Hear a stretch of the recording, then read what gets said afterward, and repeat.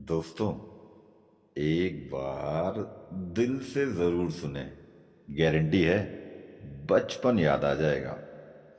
क्या बताऊं, हमारा भी एक जमाना था। हाँ, हमारे बचपन की यादें। हमें खुद ही स्कूल जाना पड़ता था क्योंकि साइकिल बस आधी से भेजने की रीत नहीं थी। और स्कूल भेजने के बाद कुछ अच्छा बुरा होगा ऐसा हमारे माँ बाप कभी सोचते भी नहीं थे। उनको किसी बात का डर भी नहीं होता था। पास और फेल यानी नापास, यही हमको मालूम था। परसेंटेज वर्सेंटेज से हमारा कभी संबंध ही नहीं रहा।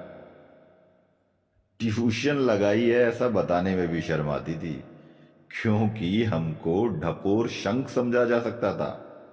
और हाँ, किताबों में पीपल के पत्ते, विद्या के पत्ते और मोर पंख रखकर हम होशियार हो सकते हैं, ऐसी हमारी धारणाएं थी। कपड़े की थैली में, बस्तों में और बाद में एल्युमिनियम की पेटियों में किताब कॉपियां बेहतरीन तरीके से जमा कर रखने में हमें महारत हासिल थी।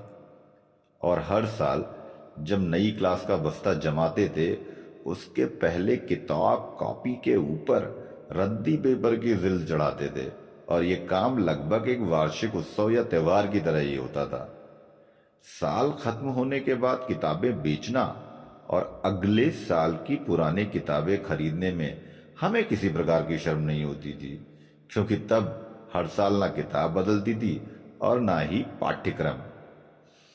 हमारे माताजी और पिताजी, उनको हमारी पढ़ाई का बोझ है ऐसा कभी लगा ही नहीं।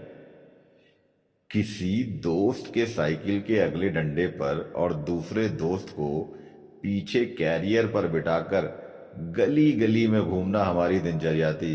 इस तरह हम ना जाने कितना घूमे होंगे। स्कूल में मास्टर जी के हाथ से मार खाना, मुर्गा बनना, कान पकड़कर खड़े रहना और कान लाल होने तक मरोड़े जाते वक्त हमारा ईगो कभी आड़े नहीं आता था। और हाँ, सही बोले तो ईगो क्या होता है ये हमें मालूम ही नहीं था। और एक बात और, घर और स्कूल में मार खाना भी हमारे दैनिक जीवन की एक सामान्य प्रक्रिया थी। मारने वाला और मार खाने वाला दोनों ही खुश रहते थे। मार खाने वाला इसलिए क्योंकि कल से आज कम पिटे हैं, और मारने वाला इसलिए कि आज फिर हाथ धो लिए। हम दोनों ही खुश। हमने पॉकेट मनी कभी भी मांगी ही नहीं और पिताजी ने दी भी नहीं। इसलिए हमारी आवश्यकता भी छोटी छोटी सी ही थी। साल में कभी कभार एक आध बार मेले में जलेबी खाने को मिल जाती थी तो बहुत होता था। उसमें भी हम बहुत खुश हो लेते थे। छोटी मोटी जरूरतें तो घर में ही कोई भी पूरी कर देता था क्योंकि परिवार संयुक्त होते थे। दिवाली में लिए गए पटाखों की लड़ को छुट्टा करके एक एक पटाखा फोड़ते रहने में हमको कभी अपमान नहीं लगा।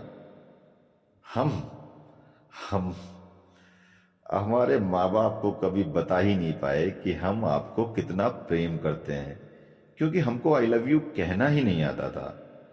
आज हम दुनिया के असंख्य धक्के और टॉन्ट खाते हुए और संघर्ष करती हुई दुनिया का एक हिस्सा हैं।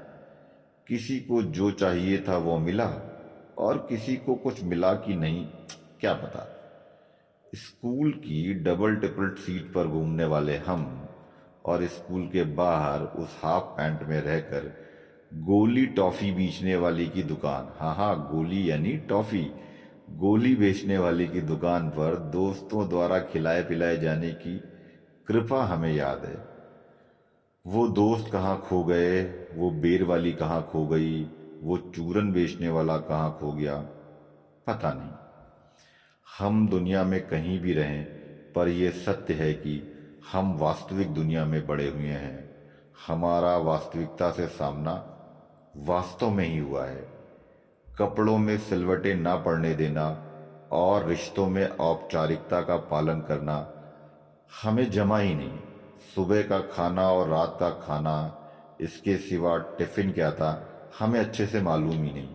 हम अपने नसीब को दोष नहीं देते। हम अपने नसीब को दोष नहीं देते। जो जी रहे हैं वो आनंद से जी रहे हैं और यही सोचते हैं और यही सोच हमें जीने में मदद कर रही है। जो जीवन हमने जिया उसकी वर्तमान से तो तुलना हो ही नहीं सकते।